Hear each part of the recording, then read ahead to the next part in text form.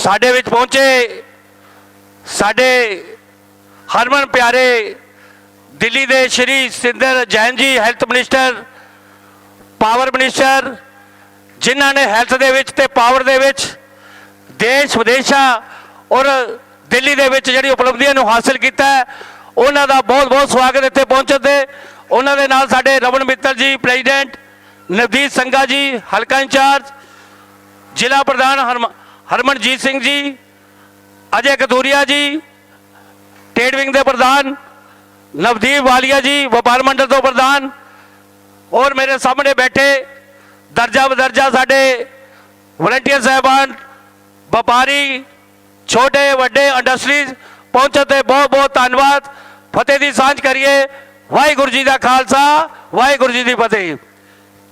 मैं नवदीप संघा जी को मैं भी वो वेलकम करनगे सतिंदर जैन जी का बुके नाल। चलो नवदीप संघा जी।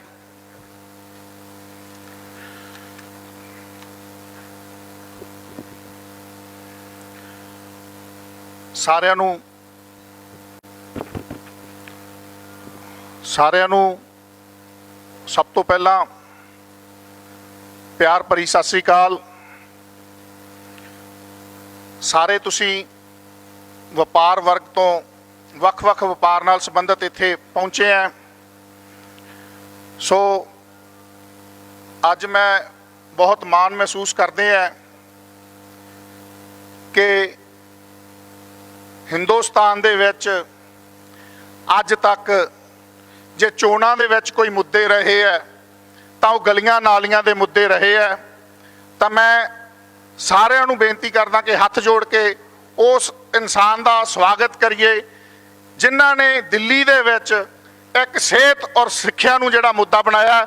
मैं बेनती करदा सारिਆਂ ਨੂੰ हथ जोड़ के कि सारे खड़े होकर एक बार वेलकम करिए दोबारा सतिंदर जैन जी, जिन्होंने एक माइलस्टोन स्टैबलिश किया मुहल्ला क्लीनिक के जरिए दुनिया दे विच सारा एक नाम रोशन किया।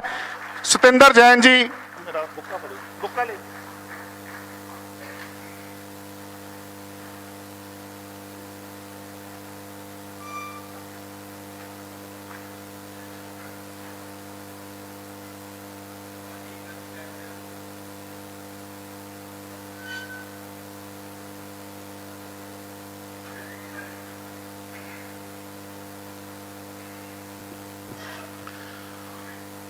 सो मैं गल कर रहा सी कि सेहत और सिक्ख्या जिन्हों कदे मुद्दा नहीं सी गिनिया गया ते ओदी बदौलत अज दुनिया दे विच दिल्ली दे मुहल्ला क्लीनिक और स्कूलों की जिहड़ी चर्चा हो रही है, उहदे लई दिल्ली सरकार जिहड़ी अरविंद केजरीवाल जी वालों लीड की जा रही है, उहदे सिपाही मनीष सिसोदिया जी और डॉक्टर सतिंदर जैन जी, जिन्हों ने दुनिया दे विच अपना लोहा जिहड़ा हैगा मनाया।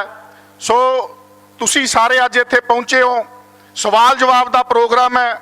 जैन साहब, मैं तुहानूं एक स्पष्ट ते सख्त सीधी गल दसनी चाहना है कि सारे व्यापारी लोग ने कई गल्लां इन्हां दे दिल दे विच है, पर मैं एक बेनती करदा कि साडे मोगे शहर दे विच ना मैनूं कोई डर है कहण तो कि साडे मोगे शहर दे विच फरौतियां मंगियां जा रही, रैंसम मनीज, एक्सटॉर्शन मनीज मंगियां जा रही।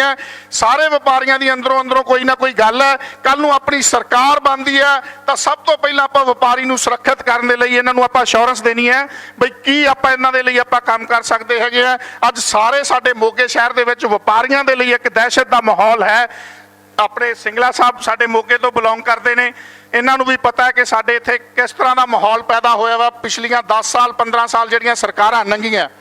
सो तुसी दिल्ली दे विच बहुत वधिया मुहल्ला क्लीनिक दे जिहड़े काम कीते है वो सारी दुनिया दे विच जिहड़े जाने जा रहे हैं।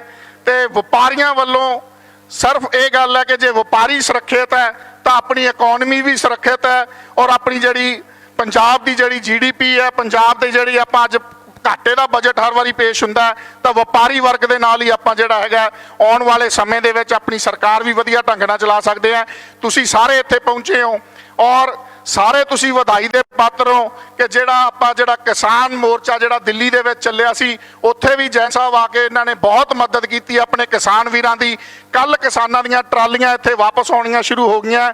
ਦਿੱਲੀ ਸਰਕਾਰ ਨੇ ਜੋ ਉੱਥੇ ਕਿਸਾਨੀ ਅੰਦੋਲਨ ਦੇ ਵਿੱਚ ਭੂਮਿਕਾ ਨਿਭਾਈ ਹੈ ਉਹ ਵੀ ਜੱਗ ਜ਼ਾਹਰ ਹੈ। ਸੋ ਤੁਸੀਂ ਸਾਰੇ ਵਧਾਈ ਦੇ ਪਾਤਰ ਹੋ। ਮੈਂ ਤਾਂ ਅਖੀਰ ਦੇ ਵਿੱਚ ਜ਼ਿਆਦਾ ਸਮਾਂ ਨਾ ਲੈਂਦਾ ਹੋਇਆ ਇੰਨੀ ਗੱਲ ਕਹਿਣਾ ਕਿ ਅੱਧੀ ਜੰਗ ਜਿੱਤੀ ਹੈ, ਖਿਤਾਬ ਹਜੇ ਬਾਕੀ ਹੈ। ਦਿੱਲੀ ਆਪਾਂ ਜਿੱਤੀ ਹੈ, ਪੰਜਾਬ ਹਜੇ ਬਾਕੀ ਹੈ। ਧੰਨਵਾਦ। ਵਾਹਿਗੁਰੂ ਜੀ ਕਾ ਖਾਲਸਾ, ਵਾਹਿਗੁਰੂ ਜੀ ਕੀ ਫਤਿਹ। ਬਹੁਤ ਬਹੁਤ ਧੰਨਵਾਦ ਸੰਗਾ ਜੀ। ਤੇ ਮੈਂ ਆਪਦੇ ਜਿਹੜੇ ਸਾਡੇ ਇੱਥੇ ਵੀਰ ਵਪਾਰੀ ਬੈਠੇ ਨੇ, ਇੰਡਸਟਰੀਜ਼ ਬੈਠੇ ਨੇ, ਉਹਨਾਂ ਨੂੰ ਬੇਨਤੀ ਕਰੂੰਗਾ ਵੀ ਜੋ ਵੀ ਆਪਦੇ ਸਵਾਲ ਹੈ ਥੋੜੇ ਸਮੇਂ 'ਚ ਆਪਦੀ ਪੂਰੀ ਗੱਲ ਦਾ ਸਮਾਧਾਨ ਔਰ ਸੋਲੂਸ਼ਨ ਤੁਹਾਡੇ ਕੋਲ ਹੀ ਹੈ। ਤੇ ਸਾਡੇ ਡਾਕਟਰ ਸਤਿੰਦਰ ਜੈਨ ਜੀ ਨੋਟ ਕਰਨਗੇ, ਉਦੋਂ ਬਾਅਦ ਲਾਸਟ ਤੁਹਾਡੀ ਗੱਲਾਂ ਦਾ ਜਵਾਬ ਦੇਣਗੇ। ਮੈਂ ਸਾਡੇ ਵਲੰਟੀਅਰ ਨੂੰ ਕਹੂੰਗਾ ਮਾਈਕ ਲੈ ਕੇ ਜਾਣਗੇ। ਪਹਿਲੇ ਟ੍ਰੇਡਰਸ ਨੇ ਸੁਨੀਲ ਗਰਗ ਜੀ, ਪ੍ਰੋਪਰਟੀ ਡੀਲਰ। ਸੁਨੀਲ ਗਰਗ ਜੀ। ਸੁਨੀਲ ਗਰਗ ਜੀ, ਵੈਲਕਮ ਜੀ ਤੁਹਾਡਾ।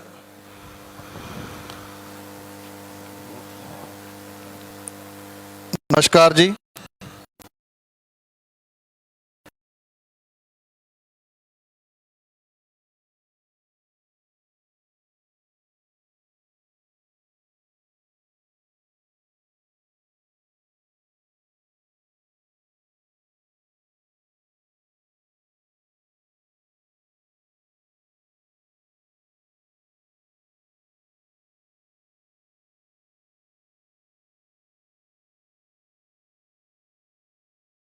ਸਾਹਿਬ ਕਹਿੰਦੇ ਆ ਕਿ ਇਹ ਗਲਾਡਾ ਤੋਂ ਸਾਨੂੰ ਆਈ ਹੈ।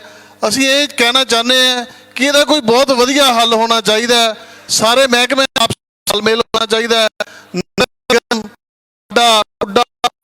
ਕਿੰਨੇ ਸਾਰੇ ਮਹਿਕਮੇ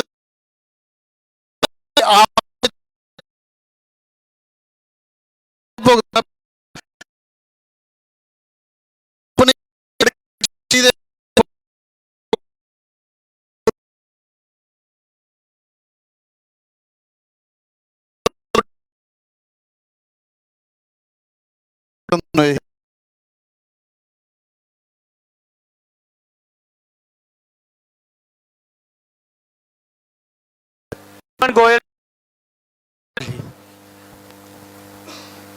ਪਹਿਲਾਂ ਮੈਂ ਸਾਰੇ ਵਪਾਰੀਆਂ ਨੂੰ ਰਿਟੇਲ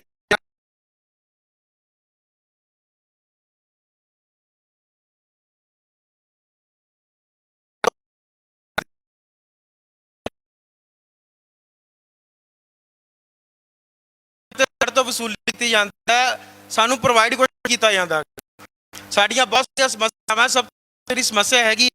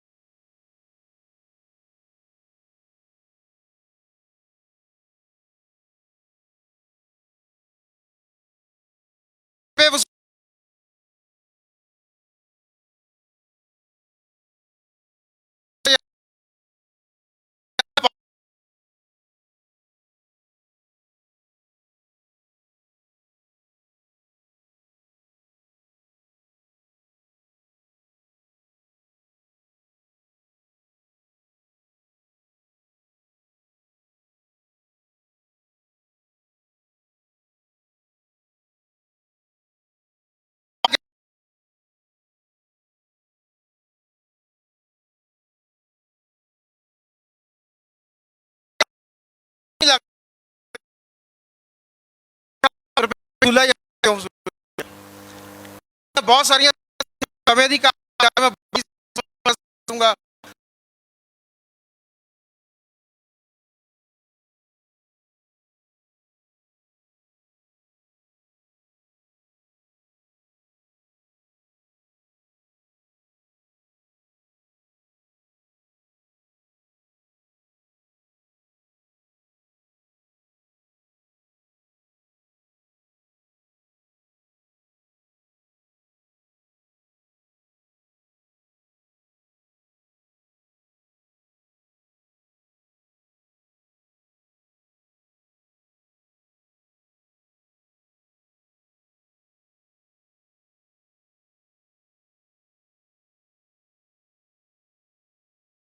गर्ग जी ने कहा है कि रजिस्ट्री बंद है। बोले तो आश्चर्य की बात है।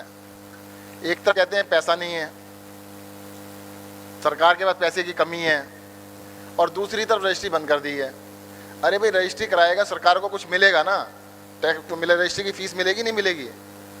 आज पावर ऑफ अटॉर्नी में 100 रुपये के कागज़ पे सब कुछ काम हो जाता है, तो इसको तो तुरंत खोल दिया जाएगा। जैसे ही सरकार बनेगी 24 घंटे के अंदर खोल दिया जाएगा। दूसरा प्रश्न दमन गोयल जी, इन्होंने कई सारे पॉइंट उठाए।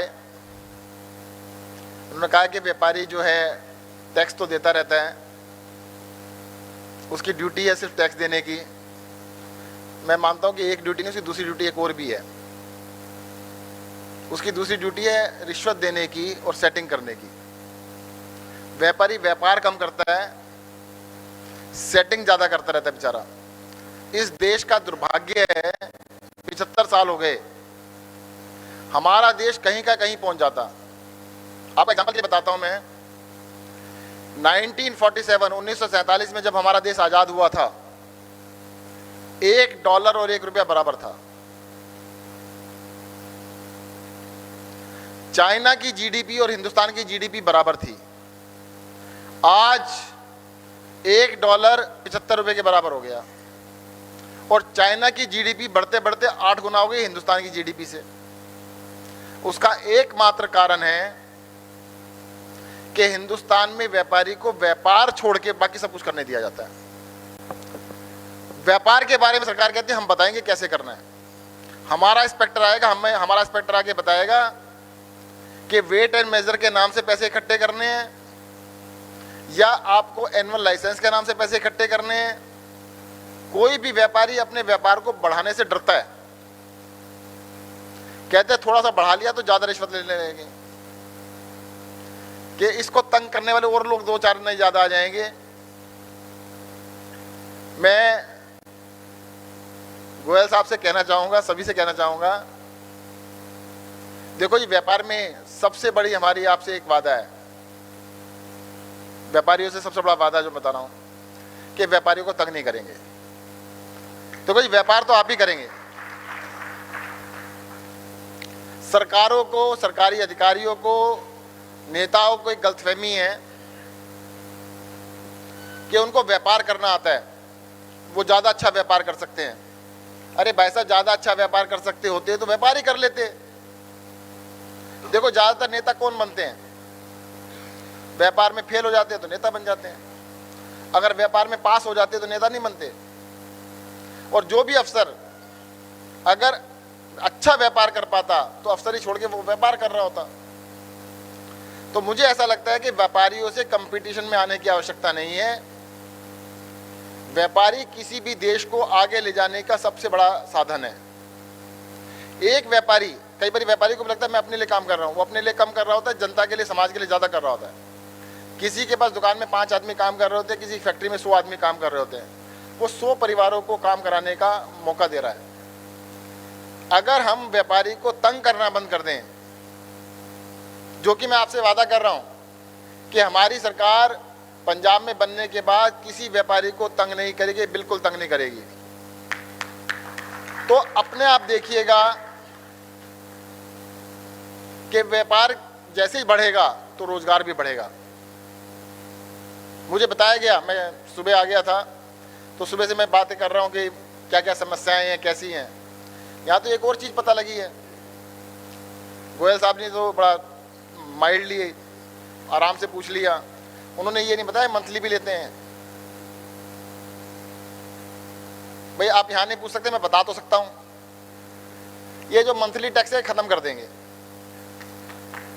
और दिल्ली में जैसे 7 साल हो गए, आपके रिश्तेदारों के दोस्तों के पूछ लेना, कोई भी इंस्पेक्टर किसी दुकान पर जाके चढ़ नहीं सकता। ये नहीं कि अपनी मर्जी हुई जाके जाके खड़ा हो गया। अगर किसी की शिकायत मिल रही है, स्पेसिफिक रीजन है, सीनियर ऑफिसर से परमिशन लेके तब जाएगा, और वो भी महीने में एक आध बार किसी के यहाँ, जो कि रोजाना जाते किस लिए थे जी, आपको भी पता है, मुझे भी पता है। अगर इंस्पेक्टर गया दुकान से ऐसे वापस आएगा, फैक्ट्री से ऐसे वापस आएगा, खाली हाथ कभी नहीं आएगा। अगर वो शाम को घूमने भी चला गया तो कुछ ना कुछ लेके आएगा। तो इंस्पेक्टरों की ये तफरी और ये घूमने का काम हम बंद कर देंगे, इस बात की हम आपसे गारंटी करते हैं। और जहां तक ये कह रहे हैं ना कि पता नहीं लगता जी, वो कहते ऊपर से आदेश है। भाई ऊपर तो कौन है? ऊपर तो सरकार है। भाई सरकार से आदेश है तभी तो हो रहा है, और सरकार के आदेश से नहीं हो रहा तो बंद कर दो। भैया सरकार कहती है कि हम नहीं कर रहे, तो अपने आप कैसे हो सकता है? देखो जी, ये बीजेपी की सरकारें, अकालियों की सरकारें और कांग्रेस की सरकारें, इन्होंने जब से देश आजाद हुआ यही किया, ऐसे ही किया है।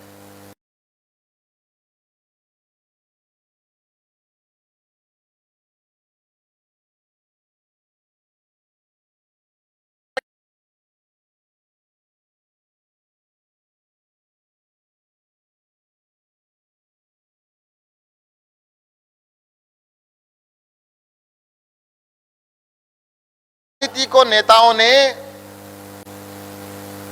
एक जरिया बना लिया पैसा इकट्ठे करने का, और मुझसे ज्यादा आप लोग बाई नेम जानते हो कि किसने कितना पैसा कमा लिया है। कोई आदमी 10 साल पहले एमएलए बना, कोई 5 साल पहले एमएलए बना, पता लगा 1 टर्म में 2 टर्म के अंदर इतना पैसा कमा लिया उसने। फिर कहां से आया? आपको लूटा तभी तो आया। एक चीज बताओ, पंजाब देश का सबसे बढ़िया जमीन है, यहाँ पे खेती के लिए सबसे अच्छी जमीन है, पानी की कितनी सारी नदियां हैं, तरक्की सबसे ज्यादा यहाँ पे होनी चाहिए थी।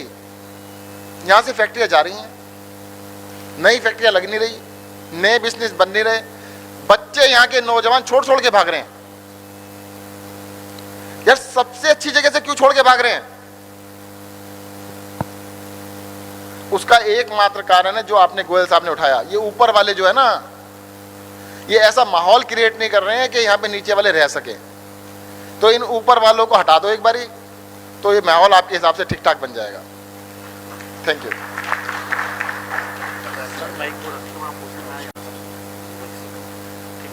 हाँ ठीक। बहुत बहुत धन्यवाद। ਨੈਕਸਟ ਬੁਲਾਰੇ ਨੇ ਸਾਡੇ ਪਾਰਸ ਮਾਰਬਲ ਤੋਂ ਹੈਗਾ, ਉਹਨਾਂ ਦਾ ਨਾਮ ਨਹੀਂ ਆਇਆ ਸੀ, ਜੇ ਹੈ ਤਾਂ ਪਲੀਜ਼ ਪਾਰਸ ਮਾਰਬਲ ਨੋ। ਨੈਕਸਟ ਬੁਲਾਰੇ ਨੇ ਸਾਡੇ Harish Chandra Singla ji, oil traders. Harish Chandra Singla ji, oil traders. Hello जी।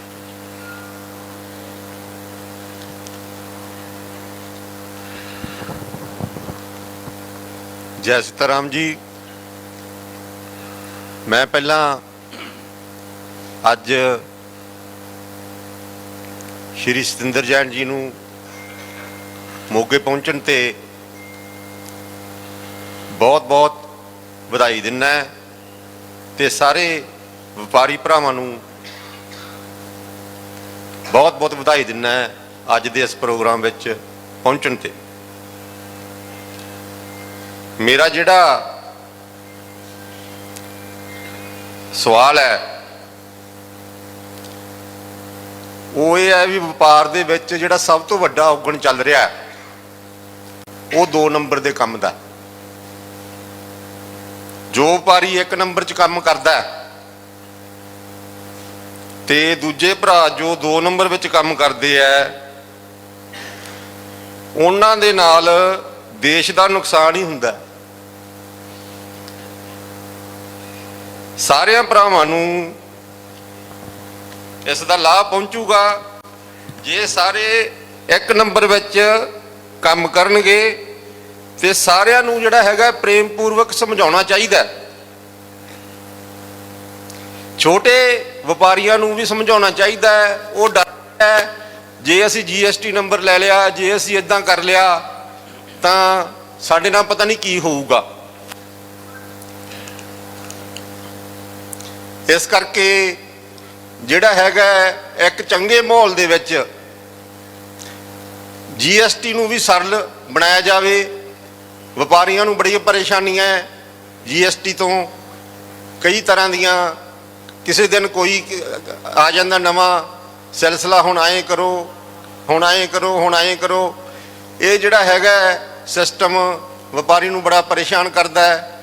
ਬਾਕੀ ਜੇ ਸਾਰਿਆਂ ਕੋਲੇ GST ਨੰਬਰ ਹੋਣਗੇ, ਵੱਡੇ ਵਪਾਰੀ ਨੂੰ ਵੀ ਸੌਖ ਹੈ ਵੀ ਉਹ ਸਾਰਿਆਂ ਦੇ ਬਿੱਲ ਵਧੀਆ ਤਰੀਕੇ ਨਾਲ ਕੱਟ ਸਕਦਾ ਹੈ। ਮੇਰੀ ਇਹੀ ਗੁਜ਼ਾਰਿਸ਼ ਹੈ, ਇਹੀ ਬੇਨਤੀ ਹੈ ਵੀ ਇਸ ਸਾਰੀ ਪ੍ਰਕਿਰਿਆ ਨੂੰ ਵਧੀਆ ਤਰੀਕੇ ਨਾਲ ਸਮਝਿਆ ਜਾਵੇ ਤੇ ਇਸ ਮਸਲੇ ਦਾ ਹੱਲ ਕੀਤਾ ਜਾਵੇ। ਜੈ ਸੀਤਾ ਰਾਮ ਜੀ। ਵਾਹਿਗੁਰੂ ਜੀ ਕਾ ਖਾਲਸਾ, ਵਾਹਿਗੁਰੂ ਜੀ ਕੀ ਫਤਿਹ। बहुत बहुत धन्यवाद जी। हरीश चंद्र जी। अच्छा सर, आज बात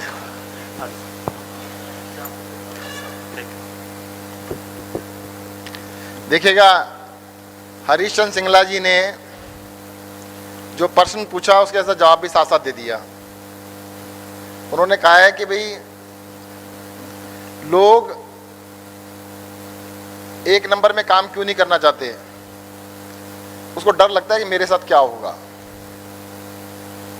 मैंने अगर नंबर ले लिया तो कोई भी इंस्पेक्टर कभी भी आके बैठ जाएगा, फिर उसको पैसे देने पड़ेंगे। दरअसल इस देश की तरक्की ना होने का सबसे बड़ा कारण है कि हर व्यापारी कुछ भी काम करने से पहले 100 बार सोचता है। कहते हैं यार यहाँ रजिस्ट्रेशन करा लिया तो फिर मेरे पास आने चालू हो जाएंगे। कोई हफ्ते में आएगा, कोई महीने में आएगा, कोई 2 हफ्ते में आएगा, सबका हिसाब बन जाएगा। देखो, मैंने जो पहले प्रश्न में कहा था फिर से रिपीट कर रहा हूँ कि व्यापारियों को बिल्कुल तंग नहीं करेंगे, किसी को करने भी नहीं देंगे। ये बता रहा हूँ, दोनों चीज़ें ना करेंगे ना किसी अफसर को करने देंगे। और जो ये भी छोटी छोटी चीज़ें बताई हैं इसको आपके साथ बैठ के बिल्कुल सॉल्व करेंगे और आपकी तरह से आपके साथ बैठेंगे, सबको समझाएंगे। देखो, एक ये भी डर होता है कि यार वो तो 2 नंबर में कर रहा है, मैं 1 नंबर में करूँगा, मुझे टैक्स लग जाएगा। सारे ही 1 नंबर में कर लेंगे तो किसी को दिक्कत ही नहीं होगी। तो सबको समझाएंगे कि भाई साहब सब एक जैसा कर लो, झगड़ा छोड़ो, रिश्वत नहीं देनी पड़ेगी। अभी 2 नंबर का काम इसलिए भी करना पड़ता है, ये रिश्वत 1 नंबर में नहीं लेते।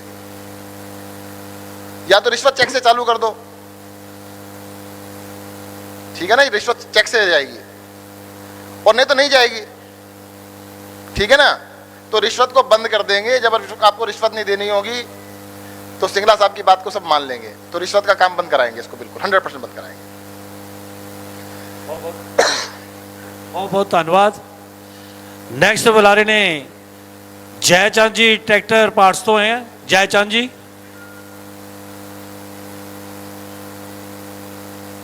चले गए, कोई गल नहीं। नेक्स्ट ट्रेडर्स ने साडे रंजीत कलसी जी फर्नीचर तो। रंजीत कलसी जी।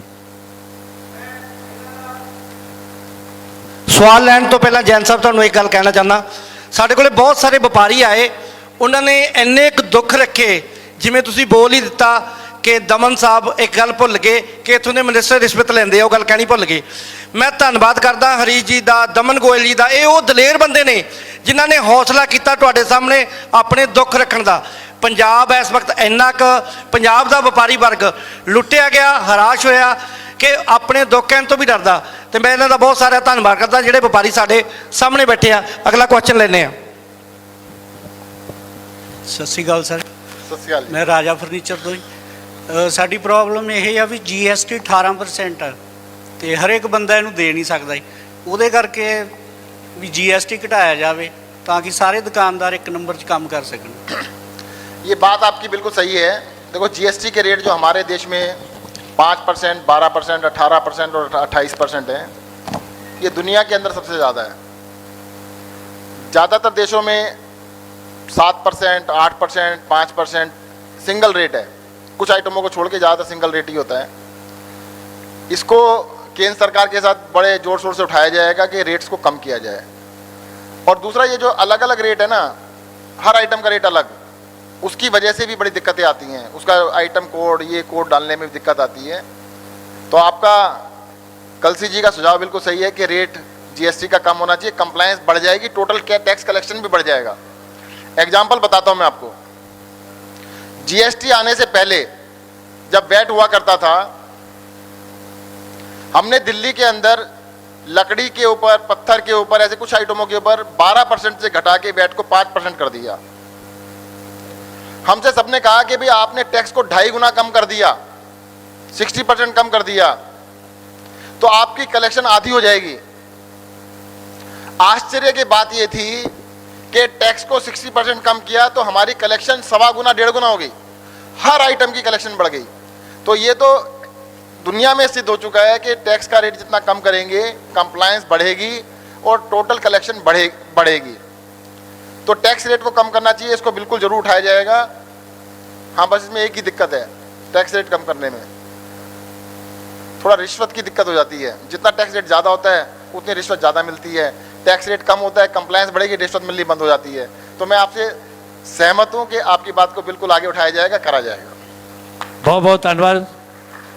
नेक्स्ट ट्रेडर ने साडे Rajesh Kumar ji, cinema theatre, Rajesh Kumar ji. Welcome Rajesh Kumar ji. ਸਤਿ ਸ਼੍ਰੀ ਅਕਾਲ ਜੈਨ ਸਾਹਿਬ। सत श्रीकाल जी। ਜੈਨ ਸਾਹਿਬ, ਸਭ ਤੋਂ ਵੱਡੀ ਪ੍ਰੋਬਲਮ ਇਹੀ ਹੈ ਕਿ ਸਾਨੂੰ ਵਾਰ-ਵਾਰ ਐਨਓਸੀਆਂ ਲੈਣੀਆਂ ਪੈਂਦੀਆਂ ਹਰ 2 ਸਾਲ ਬਾਅਦ। ਮਤਲਬ ਉਹੀ ਚੱਕਰ ਵਾਰ-ਵਾਰ ਕੱਢੀ ਚੱਲੋ, ਮਿੰਤਾ ਤਰਲੇ ਕਰੀ ਚੱਲੋ। ਦੂਸਰਾ ਹੈ ਫਿਲਮ। ਜਦੋਂ ਅਸੀਂ ਪੰਜਾਬ 'ਚ ਸ਼ੂਟ ਕਰਦੇ ਹਾਂ ਤਾਂ ਮਿੰਤਾ ਕਰੋ ਜੀ, ਜੇ ਅਸੀਂ ਰਾਂਚੀ ਜਾਂਦੇ ਹਾਂ ਨਾਲੇ ਤਾਂ ਸਾਨੂੰ ਸਬਸਿਡੀ ਮਿਲਦੀ ਹੈ, ਨਾਲੇ ਸਾਡੇ ਮਗਰ ਹੁੰਦੇ ਆ ਜੀ। ਉਹ ਹਰਿਆਣੇ ਜਾਂਦੇ ਆ, ਸੇਮ ਹੈ, ਸਾਡੇ ਮਗਰ ਹੁੰਦੇ ਆ, ਨਾਲੇ ਸਾਨੂੰ ਸਬਸਿਡੀ ਦਿੰਦੇ ਆ। ਯੂਕੇ ਜਾਂਦੇ ਆ, ਸਾਨੂੰ ਸਬਸਿਡੀ ਮਿਲਦੀ ਆ, ਸਾਡੇ ਮਗਰ ਹੁੰਦੇ ਆ। ਪੰਜਾਬ 'ਚ ਉਲਟਾ, ਅਸੀਂ ਇਹਨਾਂ ਦੇ ਮਗਰ ਹੁੰਦੇ ਆ, ਟੈਕਸ ਵੀ ਦਿੰਦੇ ਆ ਤੇ ਮਿੰਤਾਂ ਵੀ ਕਰਦੇ ਆ ਜੀ। ਇਹਦਾ ਕੀ ਹੱਲ ਕਰੋਗੇ ਜੀ? जैसे पंजाब में उल्टा है उसको सीधा करेंगे, बस और कुछ नहीं करना। आपने बता तो दिया। अच्छा, एक चीज बताओ, आपने कहा कि पटना में जाते हैं वहां पे भी सीधा, हरियाणा में जाते हैं वहां पे भी सीधा, पंजाब में उल्टा, तो बस सीधा कर देंगे, काम खत्म। और दूसरी बात, जो ये एनओसी में दिक्कत है ना, ये समस्या कॉमन है। एनओसी की दिक्कत नहीं है, दिक्कत है उसके साथ रिश्वत की। एनओसी तो होती है 200 रुपए की कोई फीस, 500 रुपए की फीस, रिश्वत जाती है 5,000 रुपये, 20,000 रुपये, 10,000 रुपये। मतलब रिश्वत का रेट कई बारी सरकारी फीस से 10 गुना, 20 गुना, कई जगह तो 100 गुना होता है। सरकारी फीस 100 रुपये, रिश्वत 20,000 रुपये। देखो, मैं आपको दिल्ली में बताता हूं हमने क्या किया। सरकारी सर्विसेज को ऑनलाइन कर दिया। आप ऑनलाइन सारी सरकारी सर्विसेज ले लो। अब वो कहते मेरे को ऑनलाइन करना नहीं आता जी, तो हमने एक फोन नंबर निकाला 1076। आप उस पर फोन करिएगा, आपकी मर्जी का टाइम दे दो उसको। सरकारी एक कर्मचारी आपके घर आएगा, उसको अपनी मर्जी का समय दे दो कि जी इस समय इस दिन आना है आपने, सुबह 9 से लेकर रात के 9 बजे तक। आपको मैं तो रात को लेट आता हूँ जी, 8 बजे आता हूँ, तो 9 बजे का टाइम दे दो। वो आपके घर आएगा, सारा फॉर्म वगैरह भरवा के लेके जाएगा। आपको 50 रुपये सर्विस चार्ज देना है। राजेश जी, हाँ जी सर। आपको धक्के नहीं खाने पड़ेंगे। पहली बात तो ज्यादातर एनओसीज को हटाने की कोशिश करेंगे, ठीक है जी। जितनी हट सकेंगे हटा देंगे, खत्म कर देंगे। जैसे दिल्ली में हमने 300 एफिडेविट खत्म कर दिए। भाई जरूरत ही नहीं है, फालतू है, काहे के एफिडेविट बनाने, आपने एप्लीकेशन में साइन कर दिया, आपके साइन की वैल्यू है, खत्म हो गई। तो ज्यादातर चीजों को खत्म कर देंगे, जो खत्म नहीं हो सकती उनको सबको ऑनलाइन कर देंगे और आपके घर पे सर्विस देंगे। आपको घर पे ले पंजाबी ਜਿਹੜੀ मूवी ਦੀ ਸ਼ੂਟਿੰਗ ਹੈ ਉਹਨੂੰ ਵੀ शिफ्ट होने तो हाँ, रोको। उसके लिए हम फिल्म पॉलिसी, हाँ जी, पंजाब के लिए फिल्म पॉलिसी बनाएंगे। मैंने कहा सबसे पहले कहा ना, सीधा करेंगे। ठीक है। सीधे का मतलब ये था, एक फिल्म पॉलिसी लेके आएंगे जिसके अंदर, यार पंजाब की धरती, पंजाब के ऊपर फिल्में बनती हैं।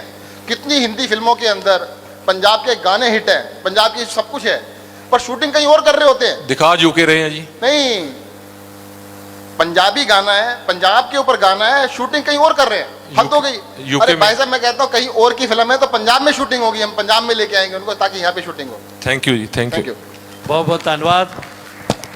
ਨੈਕਸਟ ਬੁਲਾ ਰਹੇ ਨੇ ਸਾਡੇ Darshan Singh ji, body maker Darshan Singh ji. Welcome Darshan Singh ji. ਸਤਿ ਸ਼੍ਰੀ ਅਕਾਲ ਜੀ ਸਾਰਿਆਂ ਨੂੰ। सत श्री अकाल जी। ਮੇਰਾ ਸਵਾਲ ਇਹ ਹੈ ਜੀ, ਅਸੀਂ ਵਪਾਰੀ ਬੰਦੇ ਆ, ਅਸੀਂ ਸਾਰੀ ਉਮਰ ਹੀ ਟੈਕਸ ਭਰੀ ਜਾਂਦੇ, 40 ਸਾਲ ਤਾਂ ਮੈਨੂੰ ਹੋ ਗਏ ਭਰਦਿਆਂ ਨੂੰ, ਤੇ ਗਾਂ ਬੱਚੇ ਭਰੀ ਜਾਂਦੇ ਆ, ਤੇ ਸਾਡੀ ਪੈਨਸ਼ਨ ਵਗੈਰਾ ਸਰਕਾਰ ਨੂੰ ਕੋਈ ਸਕੀਮ ਨਹੀਂ, ਤੇ ਸਿਆਸੀ ਬੰਦੇ ਜਿਹੜੇ ਇੱਕ ਵਾਰੀ ਬਣ ਜਾਂਦੇ ਆ ਉਹ ਸਾਰੀ ਉਮਰ ਪੈਨਸ਼ਨ ਲਈ ਜਾਂਦੇ ਆ।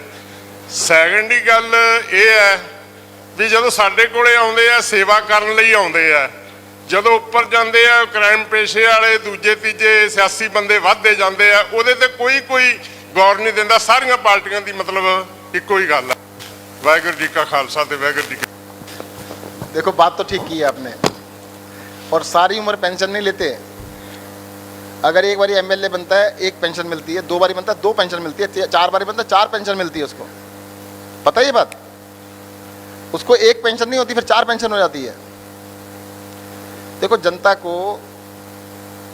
2 काम करती है, अपने नुमाइंदे चुनती है और अपने नौकर लगाती है, ब्यूरोक्रेट्स लगाती है। जनता चुनती है उनको, जनता नियुक्त करती है। इसमें ज्यादा लोग इत्तेफाक नहीं रखते, मानते नहीं इस बात को। उनको ऐसा लगता नहीं हम थोड़ा हैं, सरकार मालिक है। अरे भाई साहब, सरकार मालिक नहीं हो, आप मालिक हो, सबसे पहले ये समझ लो। इन नेताओं ने दिमाग में डाल दिया हम आपको कुछ देंगे। अरे कुछ नहीं दे सकते, वो सब कुछ आपका ही है। एक काम करना, ये जो जनता बैठी है ना, उसके हाथ में एटम बम जैसी पावर है। वोटिंग वाले दिन बटन दबा देना, सब साफ हो जाता है। तो मालिक कौन हुआ? जो बना रहा है, बनाने वाला मालिक है। एक तो अपने दिमाग से निकाल दो कि मालिक वो है, मालिक आप हो। जनता को क्या क्या समझाया इन्होंने? जनता को कुछ नहीं मिलना चाहिए जी, कुछ भी फ्री नहीं होना चाहिए। हमारे ऊपर सबसे बड़ा आरोप क्या लगाते हैं? जनता को कुछ मत दे देना जी। मैं आपको 1-2 एग्जांपल बताऊंगा। दर्शन सिंह जी, आपके क्वेश्चन का आंसर थोड़ा लंबा दे रहा हूं। एक चीज बताओ, हमने एक वादा किया पंजाब के अंदर कि हम 300 यूनिट बिजली फ्री देंगे। कई सारे लोग कहते हैं गलत है जी, फ्री तो नहीं होनी चाहिए जी। बहुत सारे लोग ये कहते हैं। इस हॉल में बैठे हुए कई लोग कह रहे होंगे फ्री तो बिल्कुल नहीं होनी चाहिए। अच्छा, एक चीज बताओ, एक मंत्री है, उसके लिए बिजली फ्री। मेंबर ऑफ पार्लियामेंट है, उसके लिए 3000 यूनिट हर महीने फ्री। उसके ड्राइवर को 300 नहीं मिलनी चाहिए क्या?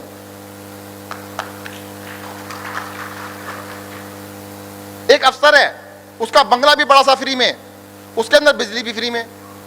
उसके घर में पोछा लगाने आती है जो माई, उसको 300 यूनिट फ्री नहीं मिलनी चाहिए। यार ये तो गलत बात कर रहे हो आप। आपके पैसे से वो मजे करें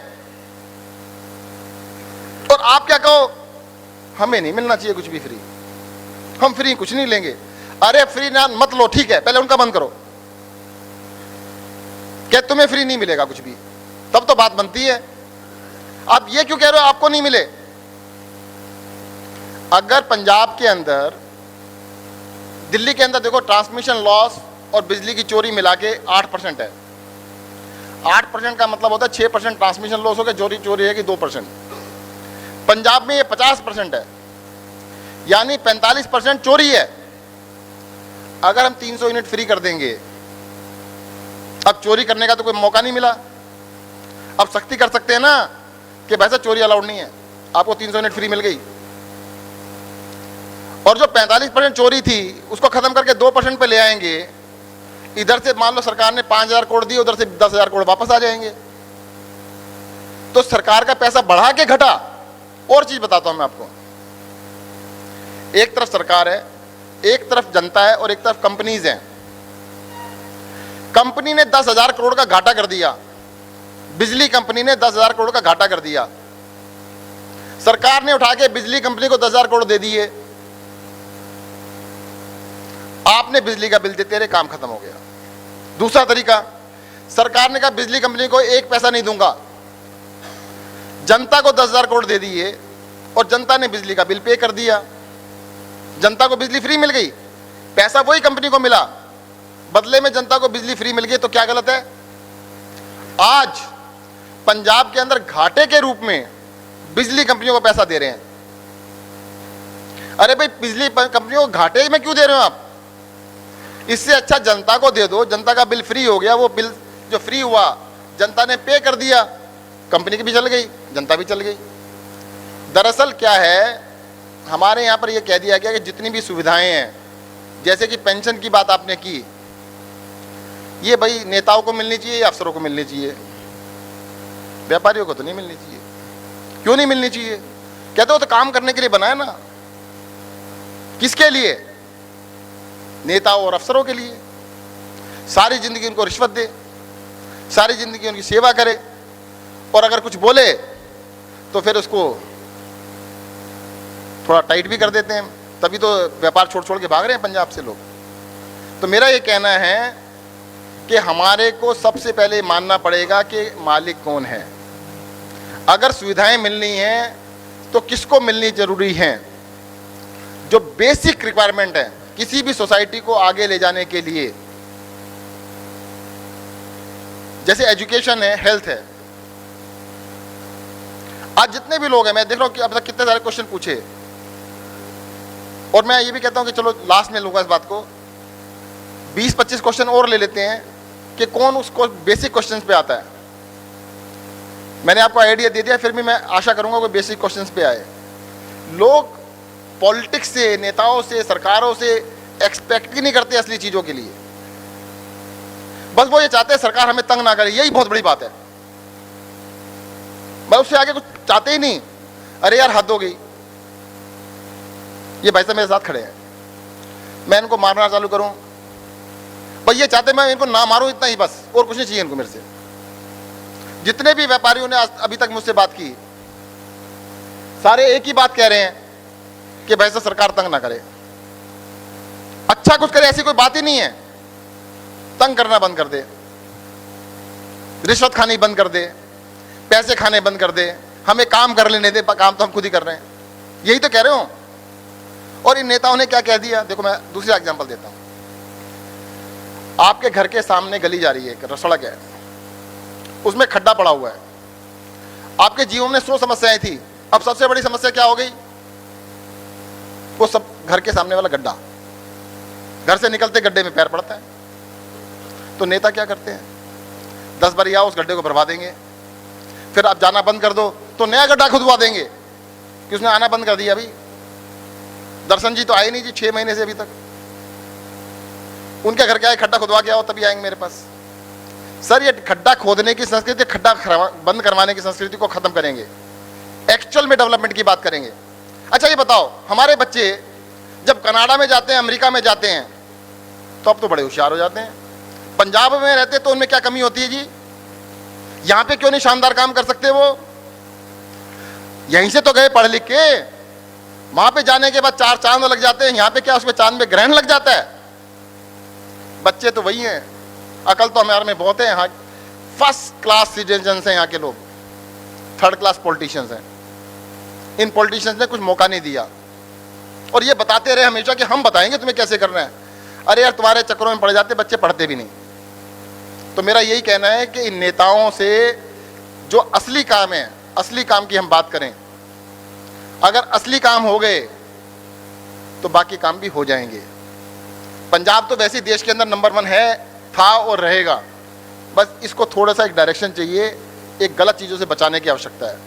मैं अभी जो बताने जा रहा था, क्वेश्चन पहले आने दो तब बताऊंगा, नहीं आएगा क्वेश्चन तब भी बताऊंगा। धन्यवाद। बहुत बहुत धन्यवाद। नेक्स्ट ट्रेडर ने विमल जैन जी। विमल जैन जी।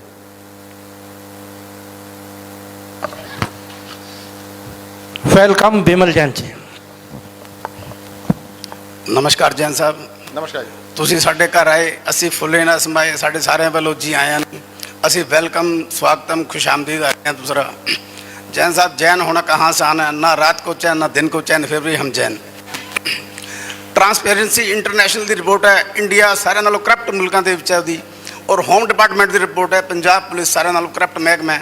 वैसे तो सारे महकमे इतने तंद नहीं तानी विगड़ी हुई है, किस नूं कहिए। दूसरा 2007 से मैं अपनी शॉप पर बैठा सीगा, 2 पुलिस मुलाजम आए, कहता जी थोड़ा थाने बुलाया।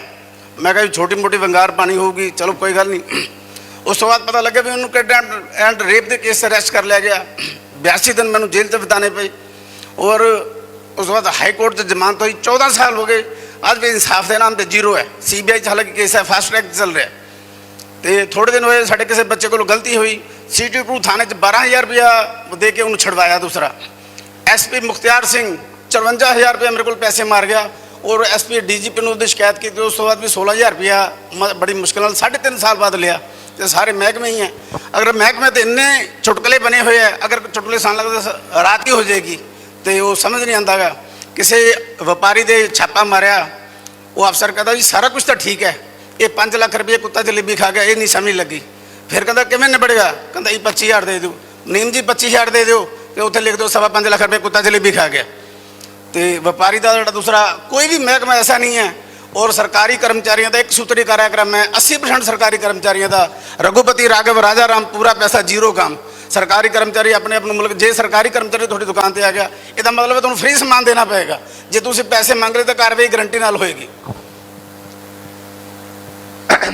देखिए विमल जैन जी ने ना कई सारे मुद्दे उठाए,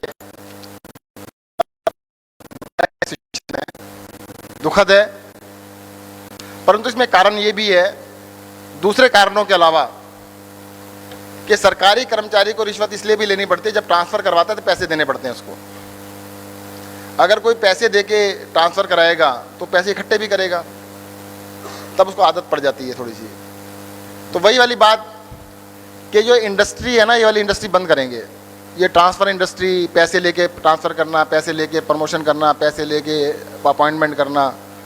तो देखो जी, मैं तो ये कहूँगा, पंजाब के अंदर मुझे लग रहा है एक ही समस्या नज़र आ रही है, सबसे बड़ी रिश्वतखोरी नज़र आ रही है यहाँ पे, कि व्यापारी जो त्रस्त है वो रिश्वतखोरी से है। आपको 49 दिन की केजरीवाल की सरकार याद होगी, किसी की हिम्मत नहीं थी 10 रुपये भी किसी से ले ले। केजरीवाल जी दिल्ली में सरकार चला रहे हैं, दिल्ली की सरकार आधी सरकार है, वहाँ पे पुलिस दिल्ली सरकार के अंडर नहीं आती, केंद्र सरकार के अंडर आती है। इन सबको डर क्या लग रहा है कि अगर पंजाब में केजरीवाल जी की सरकार बन गई, आम आदमी पार्टी की सरकार बन गई, और इन्होंने जो बातें कह रहे करके दिखा दिया, तो ये बीजेपी वाले, कांग्रेस वाले पूरी दुनिया में, देश में शक्ल नहीं दिखा पाएंगे। जो ये कहते हैं ना हमारे पास में नहीं है। आप लोग जितनी समस्याएं बता रहे हो, ये सारी समस्याएं सरकार बनने के बाद 1 दिन में खत्म हो जाएंगी, 1 दिन में, 1 महीना भी नहीं करा। अभी तक की कोई समस्या नहीं, सिर्फ एक ऑर्डर करना है कि भाई साहब, आपको पता है अरविंद केजरीवाल ने क्या किया था? एक वीडियो बना लेना, वीडियो अरविंद केजरीवाल के पास भेज देना, अरेस्ट कर लेते थे उसको, कि जिसने पैसे मांग लिए कि उसको उठा के ले आओ। तो अरेस्ट तो कोई नहीं होना चाहेगा, कहते हैं रिश्वत लेनी बंद कर देते हैं। तो मैं आपको बता रहा हूं कि रिश्वतखोरी अब तक जो हो गया उसका तो बड़ा मुश्किल है। अभी 2 महीने और आपको झेलना पड़ सकता है, पर हाँ, फरवरी आने दीजिएगा, मौसम भी अच्छा होगा और इससे निजात मिलेगी, मैं इस बात की गारंटी करता हूँ। बहुत बहुत धन्यवाद। नेक्स्ट स्टेटर ने नारायण जिंदल जी। सर ਅਸੀਂ केजरीवाल जी ਦੇ ਧੰਨਵਾਦ हैं, उन्होंने नेता की परिभाषा बदलती। नेता की ਇੱਕੋ ਹੀ परिभाषा सी, नेता लेता ही लेता, कुछ ना देता। नारायण जिंदल जी। वेलकम नारायण जिंदल जी। जैन साहब राम राम जी। हाँ राम राम जी। सर काउसेस बारे पूछ सकते हैं कुछ? काउसेस बारे जी, ਕਾਉਸੈਸ ਬਾਰੇ ਜੀ, ਸਾਰੇ ਪੰਜਾਬ ਦੇ ਵਿੱਚ ਗਊ ਸੈਸ ਲਾਇਆ ਜਾਂਦਾ ਜੀ, ਗਾਈਆਂ ਦੇ ਨਾਂ ਤੇ ਟੈਕਸ ਇਕੱਠਾ ਕੀਤਾ ਜਾਂਦਾ ਜੀ। ਹਰ ਰੋਜ਼ GT ਰੋਡ ਤੇ, ਹਾਈਵੇ ਤੇ, ਸ਼ਹਿਰ ਦੇ ਵਿੱਚ ਗਾਈਆਂ ਦੇ ਨਾਲ ਲੋਕਾਂ ਦੇ ਐਕਸੀਡੈਂਟ ਹੁੰਦੇ ਆ ਜੀ। ਜਿਹੜਾ ਇੰਨਾ ਫੰਡ ਇਕੱਠਾ ਕੀਤਾ ਜਾਂਦਾ ਜੀ ਉਹ ਕਿੱਥੇ ਲਾਇਆ ਜਾਂਦਾ ਹੈ? ਜੇ ਆਪਣੀ ਸਰਕਾਰ ਆਉਂਦੀ ਹੈ ਕੀ ਇਹਦੇ ਬਾਰੇ ਆਪਣੀ ਕੀ ਪਾਲਿਸੀ ਹੋਊਗੀ ਜੀ?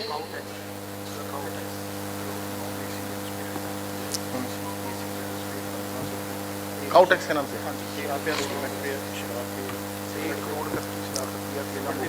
ਸਰ ਜਿਹੜਾ ਇੰਨਾ ਪੈਸਾ ਇਕੱਠਾ ਕੀਤਾ ਜਾਂਦਾ, ਜੇ ਆਪਣੀ ਸਰਕਾਰ ਆਉਂਦੀ ਹੈ ਇਹਦੇ ਬਾਰੇ ਕੋਈ ਪਾਲਿਸੀ ਹੋਊਗੀ? देखिएगा, जो आपने उठाया मेरे को तो समझ नहीं आया, दोनों बता रहे हैं। मुझे जो चीज़ समझ नहीं आया उसको हटा ही देनी चाहिए, ख़त्म ही कर देना चाहिए। भाई जो समझ से ऊपर है तो उसको रख के करोगे क्या? ਸਰ ਇਹਨਾਂ ਦਾ ਕਹਿੰਦੇ ਆ ਵੀ अरे सर जे- हटा ही दो तो अच्छा है। ਸਰ ਕਹਿ ਰਹੇ ਹਟਾ ਹੀ ਦੋ ਅੱਛਾ ਹੈ। ਯਾਨੀ ਕਿ ਜਿਹੜਾ ਟੈਕਸ ਕਾਉਂਸੈਸ ਹੈ ਹਟਾ ਦੇਣਾ ਚਾਹੀਦਾ ਹੈ, ਅੱਛਾ ਹੈ। हाँ जी, जहाँ हटा दो फिर।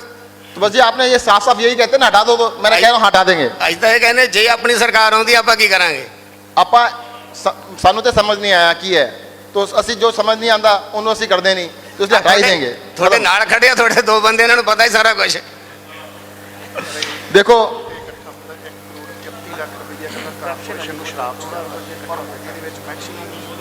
कोई बात नहीं, ਸਾਰਾ ਕੁਝ ਪਤਾ ये ਉਹਨਾਂ ਨੂੰ। काउंसेस जो है ना समझ में नहीं आया, इसलिए हटा देंगे, खत्म कर देंगे। ਕਾਉਂਸੈਸ ਬਾਰੇ ਪੁੱਛਦੇ ਜੀ, ਗਊਆਂ ਦਾ ਹੱਲ ਉਹ ਕਾਉਂਸੈਸ ਨਾਲ ਹੀ ਹੋਣਾ ਜੀ। वैसे ਨੈਕਸਟ एक second, please silent please please. ਹਾਂਜੀ ਕੀ ਕਰਾਂਗੇ ਆਪਾਂ ਜੀ? ਮਤਲਬ इसको हटा देना ही अच्छा है। ਹਟਾ ਦੇਣਾ ਅੱਛਾ, ਤੇ ਗਾਈਆਂ ਦਾ ਹੱਲ ਨਹੀਂ ਹੋਣਾ ਜੀ। ਫਿਰ ਪੈਸੇ ਇਕੱਠੇ ਕਰਕੇ ਉਹ ਗੰਗੋਂ ਤੇ ਲਾਏ ਨਹੀਂ ਜਾਂਦੇ, ਕਿ ਕਿੱਥੇ ਜਾਂਦੇ ਪੈਸੇ? नहीं मैं बताता हूँ, इसमें सुनो, अभी ना मेरा क्वेश्चन समझ में नहीं आया ठीक से, वैसे बता देता हूँ। देखो दिल्ली के अंदर जो गौशालाएं हैं उसमें गाय को रखने का हम दिल्ली सरकार की ओर से पैसा देते हैं, ठीक है जी, 30 रुपए रोज। ठीक तो है जी। पंजाब में तो जगह की दिक्कत नहीं है, सड़कों पे क्यों रहेंगे, सबको गौशाला में ले जाएंगे, खत्म। एक भी बात सड़क- तो ये अब भी तो सरकार कहती है गौशाला में ले जाओ, गौशाला वालों को कुछ देंगे तो ही है ना जी। देखो ये बात सुनो, इनकी बात मत करो, इनके बस की कोई काम करना नहीं है। अगर इनको काम करना ही आता तो हमारी जरूरत क्या थी? यही बात पूछ रहे हैं ना, अगर अपनी सरकार आ गई तो आप कुछ करेंगे? अरे भाई साहब, सड़कों से सारी गाय को उठा के गौशाला में ले जाएंगे और काउंसेस को खत्म करेंगे। ठीक है। ਸਰ ਕਾ ਕਹਿਣਾ ਵੀ ਜਦੋਂ ਸਰਕਾਰ ਆਊਗੀ ਗਊਸ਼ਾਲਾ 'ਚ ਲੈ ਜਾਗੇ ਸਾਰੇ ਗਾਵਾਂ ਤੇ ਉਹਨਾਂ ਦਾ ਹੱਲ ਕੱਢ ਦਾਂਗੇ। ਨੈਕਸਟ ਸਾਡੇ दोबारा समझा दो, एक मिनट यार, एक मिनट सुनो। देखो मैं दोबारा समझा देता हूँ सिंपल भाषा में। अभी मुझे बताया गया कि गाय गलियों में घूमती हैं, उसके लिए सेस लगाया गया है। गलियों में नहीं घूमना चाहिए, उसके लिए गौशाला बनाएंगे और गौशाला को हम फंड देंगे सरकार की ओर से ताकि वो वहाँ पे रह सकें। बहुत ही सिंपल सॉल्यूशन है, उस सेस की कोई ज़रूरत ही नहीं है, सेस हटा देंगे। ਬਹੁਤ ਬਹੁਤ ਧੰਨਵਾਦ। ਨੈਕਸਟ ਸਾਡੇ retired director science college Nirmal Singh ji.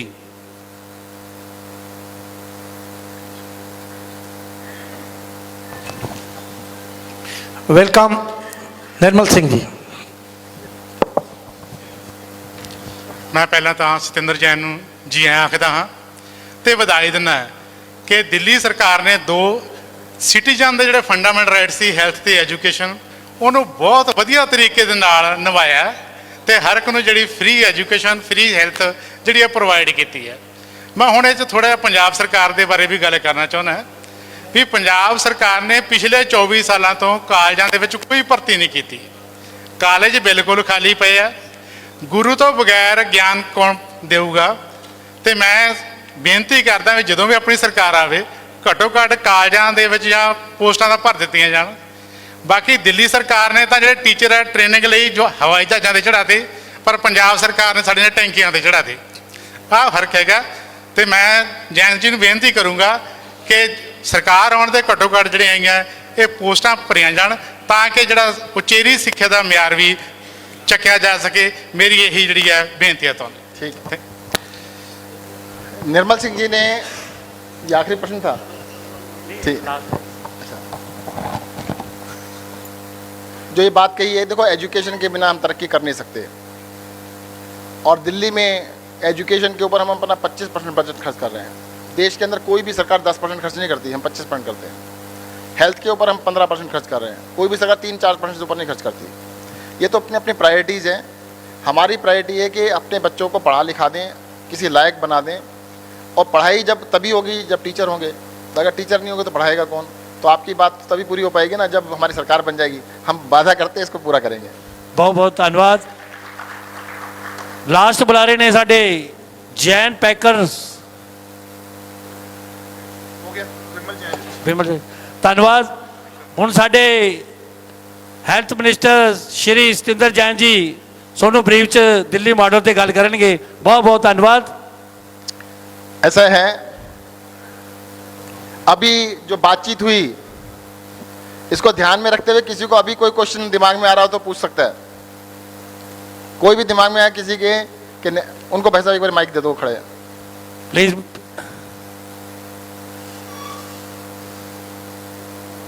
अच्छा वो बैठ गए।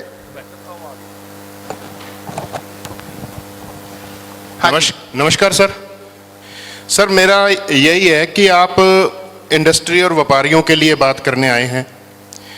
व्यापारी वर्ग यहाँ जितना भी बैठा हुआ है ना, वो सामने से जब दिखता है ना तो ऐसे सूट बूट में दिखता है, अपनी कुर्सी से उठ नहीं सकता क्योंकि पीछे से पैंट फटी हुई है उसकी।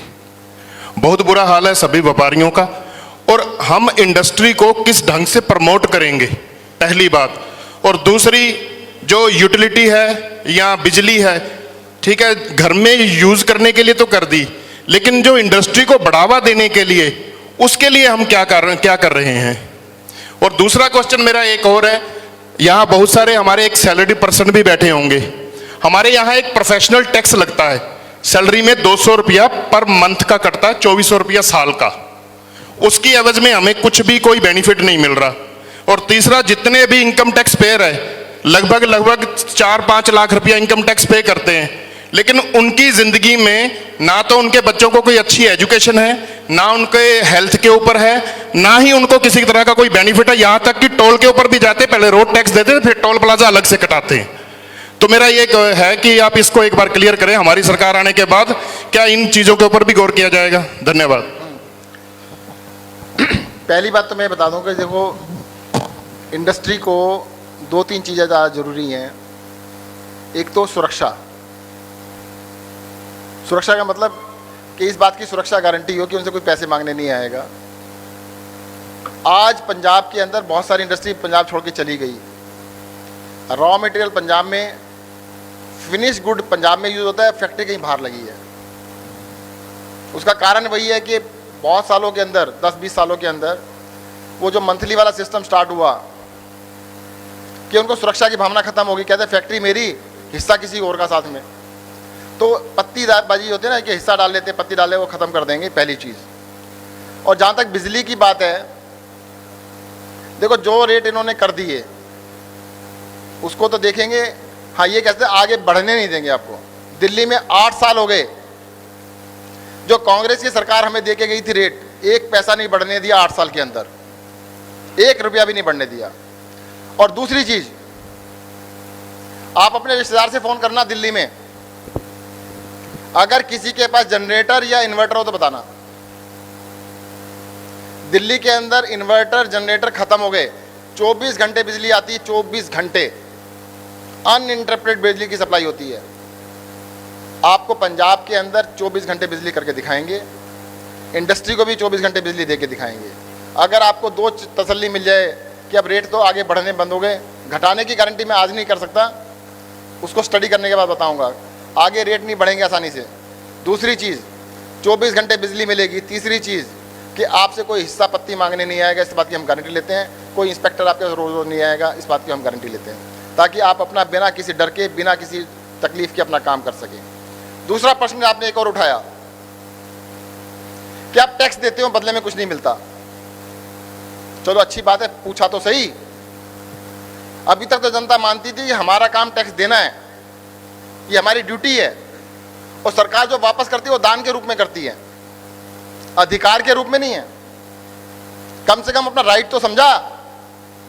हमारी सफलता थोड़ी थोड़ी स्टार्ट हुई कि लोगों को लगने लगा कि हम जो दे रहे हैं सरकार को, बदले में कुछ मिलना चाहिए। सबसे बड़ी 2 चीजें हैं, ध्यान रखना।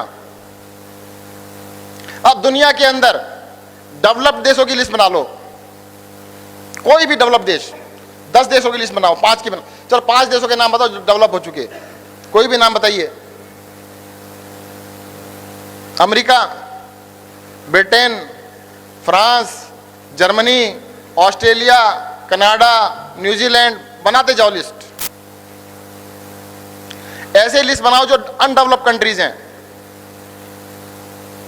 Pakistan, Afghanistan, Uganda, Ethiopia, Bangladesh, list बनाते जाओ। जो अनडेवलप्ड के देश हैं और जो डेवलप्ड देश हैं, उन दोनों में एक खास फर्क मिलेगा आपको। कोई भी डेवलप्ड देश है तो उस देश के अंदर क्वालिटी एजुकेशन, दोबारा से कह रहा हूं, क्वालिटी एजुकेशन और क्वालिटी हेल्थ केयर वहां के नागरिकों के लिए फ्री होती है। अगर क्वालिटी एजुकेशन और क्वालिटी हेल्थ केयर नागरिकों के लिए फ्री नहीं है तो देश डेवलप हो ही नहीं सकता। उसका पहला एक फलसफा है, अगर आपने 6ठी क्लास में जाना है तो 5वीं पास करनी पड़ेगी, 12वीं क्लास में पास जाना है तो 11वीं पास करनी पड़ेगी। अगर आपको डेवलप्ड कंट्री बनना है तो अपने देश के नागरिकों के लिए, अपने राज्य के नागरिकों के लिए क्वालिटी एजुकेशन और क्वालिटी हेल्थ केयर फ्री देनी पड़ेगी, वरना आप हो ही नहीं सकते। तो सरकारों का सबसे पहला काम है अपने नागरिकों की एजुकेशन और हेल्थ का ध्यान रखें, सबसे पहला प्राइम काम है। और इस बात के लिए अरविंद केजरीवाल जी की सरकार दिल्ली में बनी। आप नेट सर्च कर लेना सारा, कभी किसी पॉलिटिकल पार्टी ने उससे पहले एजुकेशन और हेल्थ की बात की हो तो बता देना। पहली बार ये आम आदमी पार्टी है जो कह रही है कि देश के लोग तरक्की कर जाए, देश तरक्की कर जाए, देश डेवलप कंट्री की लिस्ट में आ जाए। नेता क्या कहते हैं, अगर ये तरक्की कर गए, सारे पढ़ लिख गए तो नमस्ते कौन करेगा? अगर सारे पढ़ लिख गए तो सड़क पे मंत्री जी जा रहे हैं, एमएलए साहब जा रहे हैं, उसके पीछे पीछे कौन घूमेगा?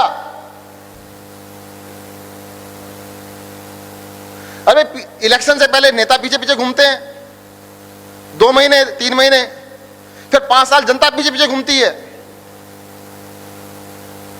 इसलिए वो एजुकेशन नहीं देना चाहते। सर, सबको एजुकेशन की हम गारंटी देते हैं, पंजाब के अंदर हर बच्चे को एजुकेशन देंगे, क्वालिटी एजुकेशन देंगे, शानदार एजुकेशन देंगे। और दिल्ली में हमने काम करके दिखाया है। हेल्थ केयर के लिए मैं आपको दिल्ली की 2-4 चीजें बताता हूं हम जो कर रहे हैं।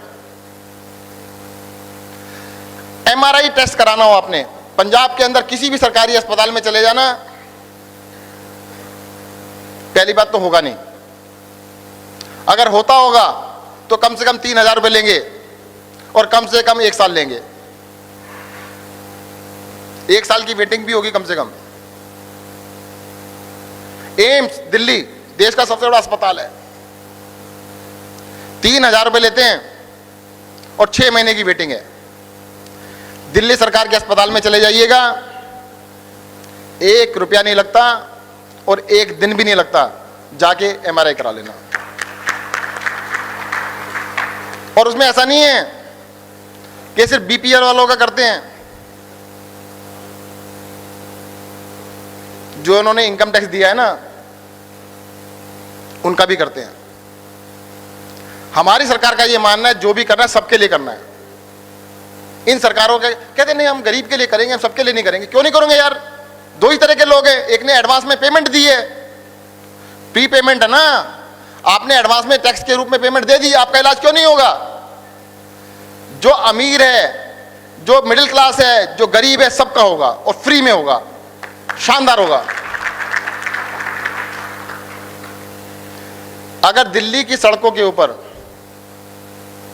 किसी का भी एक्सीडेंट हो जाता है, कोई आदमी हो, उसमें एक कंडीशन नहीं दिल्ली का ही होना चाहिए, कहीं भी गए, अगर दिल्ली की सड़क पे एक्सीडेंट हो गया तो उस आदमी को, अस्पताल ले जाने वाले आदमी को, जो अस्पताल उठा के ले जाता है, उसको 2,000 रुपये का इनाम देते हैं कि भाई साहब आप लेके आए किसी की जान बचाने के लिए।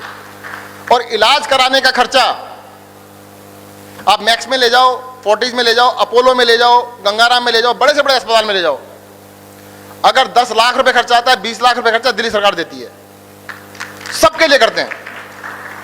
तो भाई साहब आपके टैक्स की वैल्यू है ना, वो टैक्स ये नहीं कहूँ कि मेरा एक्सीडेंट नहीं हुआ, कभी भी किसी का हो सकता है, सबका इलाज करा रहे हैं। दिल्ली में हेल्थ केयर फ्री है सबके लिए, दवाइयां सबको फ्री मिलती हैं, किसी से पैसा नहीं लिया जाता। तो सर क्वालिटी एजुकेशन और क्वालिटी हेल्थ केयर, मोहल्ला क्लिनिक हम दिल्ली में खोल रहे हैं।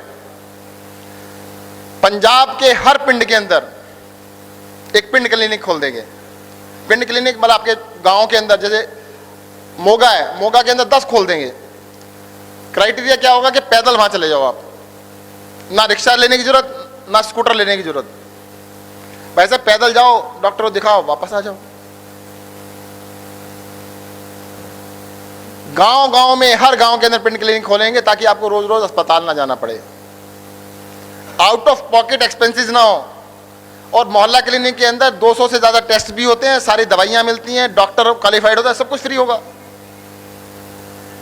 जब हम दिल्ली में कर सकते हैं तो पंजाब में भी करके दिखाएंगे। सर जी मैं तो एक चीज कहूंगा, जब तक फंडामेंटल ठीक नहीं होने वाले ना, फाउंडेशन ठीक नहीं होगी, इमारत बुलंद नहीं बन सकती। और फाउंडेशन क्या है? किसी भी सोसाइटी को ऊपर ले जाने की फाउंडेशन है एजुकेशन और हेल्थ। घर में एक आदमी बीमार हो जाए ना तो वो परिवार गरीबी रेखा से नीचे चला जाता है, कई बार ऐसा होता है। और एक बच्चा पढ़ जाए तो पूरे परिवार का सर्कल चेंज कर देता है वो। आपके चारों तरफ एग्जाम्पल देखिएगा कि बहुत सारे बच्चे लोअर क्लास से, गरीब परिवार से निकल के भी पढ़ लिख गए तो एकदम से पूरा परिवार ऊपर चला गया। और अपने आसपास देखिएगा, घर में कोई बीमार हो गया, गंभीर बीमार हो गया, इलाज में इतना खर्चा हो गया कि जमीन बिक गई, दुकान बिक गई, बर्बाद हो गया। अरे सर जी, सरकार का सबसे प्राइमरी काम है, इस बात की हम गारंटी लेते हैं, पंजाब के अंदर हर इंसान का क्वालिटी एजुकेशन और क्वालिटी हेल्थ केयर का जिम्मेदारी हम लेंगे। कई सारे लोग ये कहते हैं हमारे ऊपर एक ही आरोप बचा है बस, जो जिस आरोप के बारे में लोग बात करते हैं कि जी आप फ्री में क्यों करते हो। मैंने थोड़ा सा जवाब पहले दे दिया था, वही नेताओं के लिए फ्री करते तो आपके लिए भी कर देते हैं। आप लोग व्यापारी हैं, व्यापार के हिसाब से बताता हूं मैं आपको। अगर सरकार गरीब आदमी के 1000 रुपए का बिजली का बिल माफ कर देती है, उससे व्यापारी को क्या फायदा होता है बताओ। सर जो 1000 रुपए बचे ना, अगले दिन वो आएगा अपने बच्चों के लिए जूते चप्पल लेके जाएगा, कपड़े बनवाएगा, आप ही का माल बिकेगा और पैसे बच गए तो बच्चे की बर्थडे पे पार्टी देने आएगा आपके रेस्टोरेंट में। सर जो भी पैसा बचेगा गरीब आदमी का, वो अल्टीमेटली मार्केट में आएगा, वापस आएगा, मार्केट ग्रो करेगी, इकोनॉमी ग्रो करेगी। तो इसलिए जो भी सरकार करे, पहला क्राइटेरिया सबके लिए करे, सबके लिए अक्रॉस द लाइन। हमने कहा 300 यूनिट फ्री तो सबके लिए फ्री, किसी एक के लिए नहीं। अभी हमने कहा है कि महिलाओं को 1000 रुपये महीना हम देंगे। उसके ऊपर कई सारे लोग कहते हैं ये तो गलत बात है। मैंने कभी क्यों गलत बात है, कल आज सुबह की बात बताता हूँ, बैठे थे, कहते ये तो गलत है अंकल जी, ये तो गलत कर रहे हो आप। मैंने क्यों कर रहे हैं बताओ जी। कहते महिलाओं को क्यों दे रहे हो। मैंने कहा 3-4 महिलाओं का बताओ, तो आपके घर में कौन कौन है। कहते मेरी बहन है। अच्छा जी ठीक है। मेरी वाइफ है। मैंने अच्छा जी। कहते मेरी बेटी है। अच्छा जी। और कौन है। कहते मेरी माता जी हैं। तो अब तो तेरी हैं वो, माता भी आपकी, बहन भी आपकी, बेटी भी आपकी, पत्नी भी आपकी।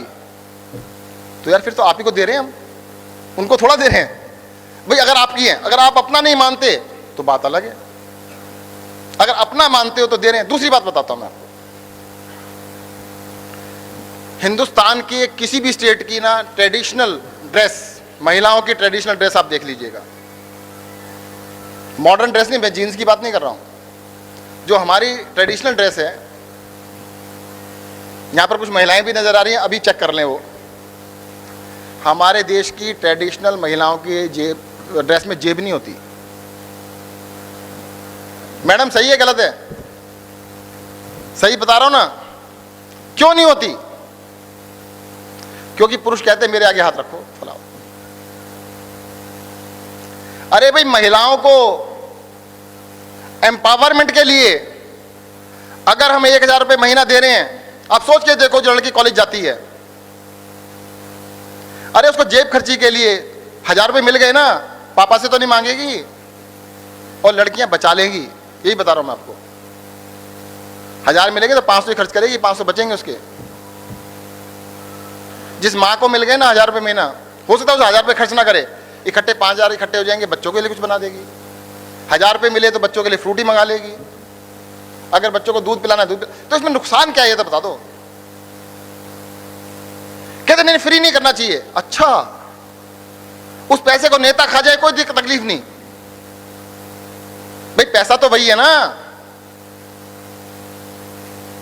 चलो एक चीज बताता हूं, पंजाब के अंदर 18-20 तो मंत्री हैं, है ना, कितने कितने सारे चेयरमैन हैं, कितने सारे एमएलए हैं, पता उनकी सुरक्षा में कितने लोग लगते हैं? एक एक आदमी की सुरक्षा में 1-1 करोड़ रुपए लग जाते होंगे साल के मंत्रियों के। तो अगर 20 मंत्री हुए, 1 करोड़ के हिसाब से 1-1 लाख तो महिलाओं को तो उसी से मिल जाएगा। 20 लाख महिलाओं को तो वहीं से मिल गया। टोटल है ही कितनी? 90 लाख। लगेगा नहीं लगेगा? अरे भाई तुम अपने फालतू के खर्चे छोड़ो, खर्चे भी नहीं, नखरे हैं वो तो। सर जी दिखावा है, उस दिखावे को खत्म करके अगर आप सबको दे देते हैं तो उससे उनकी एम्पावरमेंट बढ़ेगी और नुकसान तो कुछ नहीं है ना। चलो फायदा नहीं होगा मैं मान लेता हूं, नुकसान बताओ, ये क्या नुकसान हो जाएगा? कोई नुकसान हो सकता है क्या? नहीं हो सकता। अब लोग क्या कहते हैं, हम विचार कर रहे हैं जी सरकार चेंज करेंगे। किसको करेंगे? ज्यादातर राज्यों के अंदर एक बार ये, एक बार ये, एक बार ये, एक बार ये, एक बार ये, एक बार ये। दिल्ली में भी यही था, कभी कांग्रेस कभी बीजेपी, कभी कांग्रेस कभी बीजेपी, कभी कांग्रेस कभी बीजेपी। एक बारी अरविंद केजरीवाल आम आदमी पार्टी की सरकार आ गई, अब ना बीजेपी ना कांग्रेस है। पहले 67 सीट दी, इस बार 62 सीटें दी। 90% सीटें 2 इलेक्शन में दुनिया में किसी सरकार को नहीं मिली आज तक। अरे एक बार पंजाब के अंदर देके देखो ना। अच्छा मैं एक चीज पूछता हूं आपसे, आप आम आदमी पार्टी की सरकार बनाते हो, वर्स्ट केस में क्या हो जाएगा? सबसे बड़ा नुकसान क्या हो जाएगा आपका? जैसा कांग्रेस काम कर रही है उतना तो कर ही देंगे, वो तो वर्स्ट है, उससे खराब तो नहीं होंगे। और अच्छा कर दिया तो जो जो मैं कह रहा हूं वो सारा करके दिखा दिया तो वो कहते हैं जी 100 में से 30 नंबर है इनके। चलो मैं मानता हूं कांग्रेस के 30 नंबर 100 में से, तो हम 30 से नीचे तो नहीं जाएंगे, 30 से तो ऊपर ही रहेंगे। और अगर 90 नंबर आ गए तो ऐसा दिल्ली वालों ने ट्राई करके देख लिया ना एक बारी, तो पंजाब क्यों नहीं ट्राई कर लेता? कह रहे हाँ जी चेंज तो करेंगे। एक सज्जन मिले मुझे, क्या चेंज तो हम करेंगे पर इस बारी हम कैप्टन की जगह चन्नी को करेंगे। मैंने कहा एक चीज बताओ, सरकार किसकी थी? कांग्रेस की थी। अब अपना कार्ड क्या दे रहे हैं? वो 5 साल का नहीं दे रहे, 3 महीने का दिखा रहे हैं। भाई साहब 5 साल तक सरकार किसी और की थी क्या? और बाद में क्या कहेंगे कि भाई साहब वो चन्नी कह के गया तो उसको थोड़ा बनाया हमने, जाके उससे पूछ लो, उसको थोड़ा बना रहे हैं। दरअसल इन पार्टियों के बहकावे में, झलासे में आने की जरूरत है नहीं। अगर पंजाब रियल चेंज चाहता है, देखो इस देश के अंदर जब आजादी मिली थी ना, पंजाब सबसे आगे था, नंबर 1 पे पंजाब था। अब शहीदों की लिस्ट बना लेना, पूरे देश में जितने शहीद हुए थे आधे पंजाब से थे।